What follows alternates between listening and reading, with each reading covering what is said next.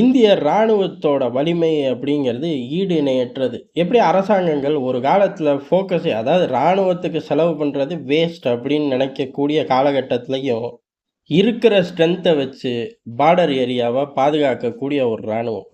அரசாங்கமே உத்தரவிட்டிருக்காது. யோசிச்சுக்கிட்டே இருந்திருப்பாய்ங்க. இருந்தாலும் தகவல் தொடர்பை கட் பண்ணிட்டு எதிரி நாட்டுக்குள்ள இருக்கிற ஸ்ட்ரென்த்தை வச்சு பாயக்கூடிய ஒரு இராணுவம். இப்போ வரையுமே நம்மக்கிட்ட ஒரு பிளான் அப்படி நம்ம இராணுவத்துக்கிட்ட ஒரு பிளான் அப்படின்னா, எதிரி தாக்கிட்டா பெரிய அளவு படைகளை திரட்டுறது 2வது விஷயம். இப்போ உதாரணத்துக்கு இஸ்ரேலே ஒரு தாக்குதல் நடந்ததுக்கப்புறம் ஒரு போர் அப்படின்னு அறிவிச்சாங்க. அறிவிச்சு 13 நாட்களுக்கு மேலே தான் ஒரு முழு படையை திரட்டி ஒரு நாடே இல்லை, ஒரு இயக்கம் அதுக்கு எதிராகவே மூவ் பண்ணார்கள். அந்த மாதிரி தான் ஒவ்வொரு நாடும் பிளான் வச்சுருக்கோம். இந்தியா மட்டும் பாகிஸ்தான் ஒரு வேளை தாக்குச்சு, சீனா ஒரு வேளை தாக்குச்சு அப்படின்னா பார்டரில் அந்த நிலைமையில் இருக்கக்கூடிய ஸ்ட்ரென்த் அந்த நேரத்தில் என்ன ஸ்ட்ரென்த்தோ அது கூடவோ குறைச்சலோ இல்லை சொற்ப எண்ணிக்கையோ அந்த படை மூவ் ஆயிரும். எதிர்த்தாக்குதல் நடத்திக்கிட்டு எதிரியோட எல்லையை உடச்சிக்கிட்டு மூவ் ஆகும். அந்த மாதிரி ஒரு ஆக்ரோஷமான திட்டத்தை வச்சுக்கிட்டு உட்கார்ந்துருக்கக்கூடிய ஒரு இராணுவம் தான்.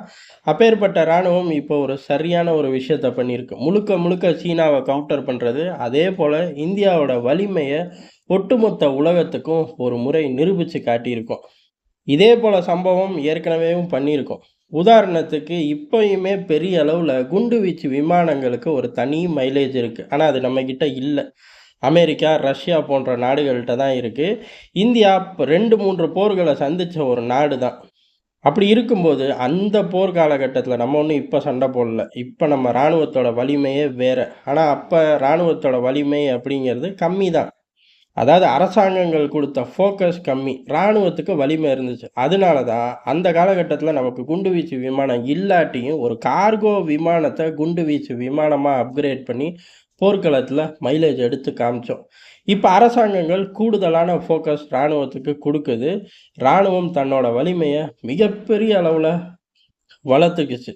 ஏறக்குறைய கடலில் ரொம்ப கம்மியான ஒரு ஃபுட்ஃபால் இருக்கக்கூடிய இராணுவமாக இருந்தாலும் இப்போ நம்மளை பார்த்து யாருமே அப்படி சொல்ல முடியாது.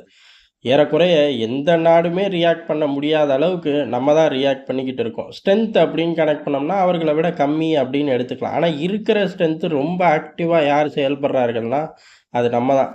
இந்த மாதிரி வெவ்வேறு விஷயங்களை எடுத்துகிட்டு போகக்கூடிய இராணுவம் இந்திய இராணுவம். வெவ்வேறு காலகட்டங்கள் அரசாங்கங்கள் மாறுது, அரசாங்கங்கள் ஃபோக்கஸ் தரார்கள் தரலை அப்படிங்கிறத தாண்டி இருக்கிறத வச்சே எதிரி நம்ம கிட்ட நெருங்க முடியாத அளவு ஒரு சிம்ம சொப்பனமாக இருக்கக்கூடிய இந்திய இராணுவம் தான். அப்படி இருக்கும்போது இப்போ நமக்கு பெரும் ஒரு தலைவலி அப்படிங்கிறது சீனா தான். சீனாவோட நீர்மூழ்கி கப்பல்களை சமாளிக்கணும். ஆக்டிவாக சண்டை போட்டு பார்த்தா தான் அந்த லட்சணம் தெரியும். அதே சமயம் எண்ணிக்கையில் வச்சு சீனா தொடர்ந்து ஒரு விளையாட்டை காட்டிக்கிட்டு தான் இருக்குது. அதே சமயம் நம்மளும் அந்த எண்ணிக்கையை இன்க்ரீஸ் பண்ணிக்கிட்டே இருக்கோம். இருந்தாலும் ஓவர் நைட்டில் போய் மேட்ச் ஆகி நிற்க முடியாது. எப்படின்னாலும் ஒரு கேப் இருந்துக்கிட்டே தான் இருக்கும். அந்த கேப் இருந்தாலும் அதை வச்சு ஒன்றும் பண்ண முடியாதுடா, நீ எண்ணிக்கையை கூட்டுறனால ஒரு பிரயோஜனமும் இல்லை. ஆக்டிவாக நாங்கள் செயல்படுவோங்கிறது ஒரு விஷயம்.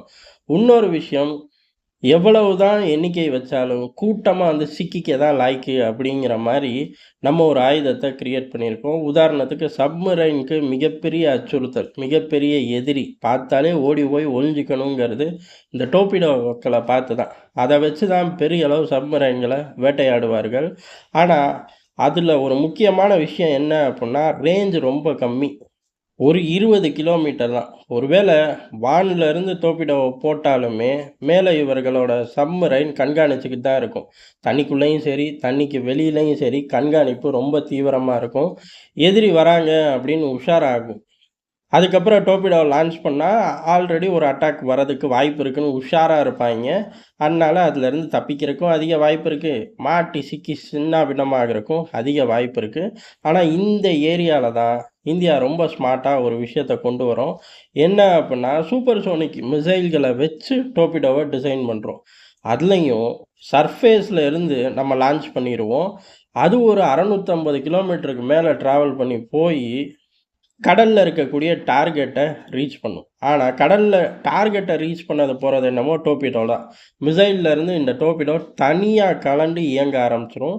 அதுக்கப்புறம் என்ன, ரொம்ப கிட்டத்துல வந்ததுக்கு அப்புறம் தான் சப்மரைனுக்கு சென்ஸ் பண்ணவே முடியும். அப்படி சென்ஸ் பண்ணதுக்கு அப்புறமும் ரியாக்ட் பண்றக்குள்ள டோர்பிடோ போய் அட்டாக் பண்ணிரும். இந்த மாரி 600 கிலோமீட்டருக்கு மேல அப்படிங்கல சீனாவோட சப்மரைன்களோட நடமாட்டத்த கண்காணிக்க பல விஷயங்கள் இருக்கு. எங்கேயோ தூரத்துல வரும்போதே நம்மளால கண்காணிக்கவும் முடியும். நம்மளால ஒரு அட்டாக்க லான்ச் பண்ணவும் முடியும். இது இன்னைக்கு சூப்பர்சோனிக். அடுத்து இதுலயே ஹைப்பர்சோனிக் போகும். இதுலயே அப்டேட் பண்ணிக்கிட்டே இருப்போம்.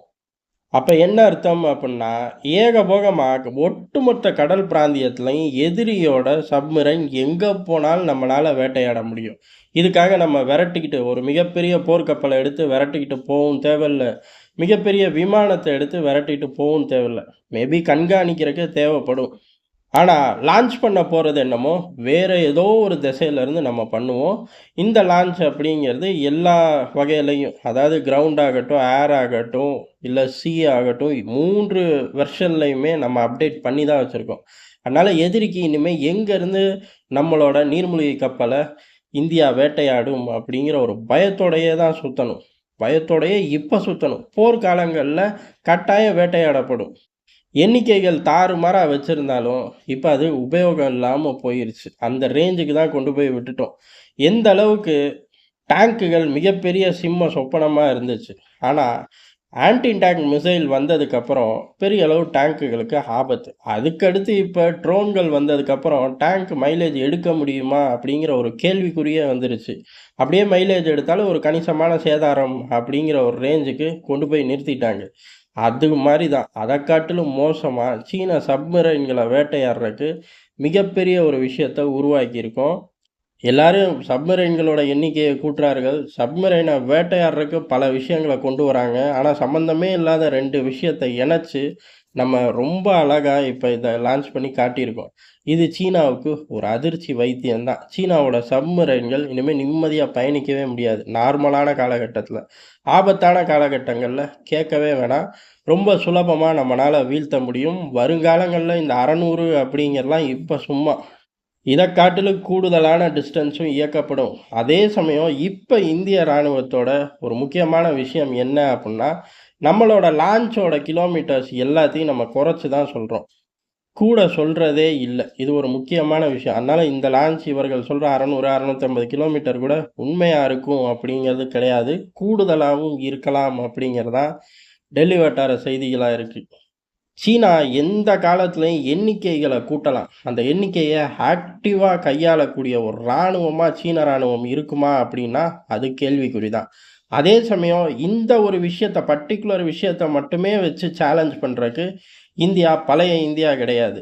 இந்தியா அதே எண்ணிக்கையையும் சுக்குநூறா உடைக்கிறக்கு ரொம்ப எஃபெக்டிவா, அதே சமயம் ரொம்ப குறுகிய காலகட்டங்கள்ல திட்டங்கள தயார்படுத்தி லான்ச் வரையும் போயிட்டோம். அடுத்து என்ன? இந்த ஆயுதங்களோட கணிசமான எண்ணிக்கையையும் நம்ம இன்க்ரீஸ் பண்ண போறோம். அப்புறம் வேட்டையாடுறது மட்டும் தான். தப்பி தவறி சீனா மோதுனா, மிகப்பெரிய விலை கொடுக்க வேண்டியது வரும் அப்படிங்கிறத டெல்லி ரொம்ப ஸ்ட்ராங்கா சொல்லி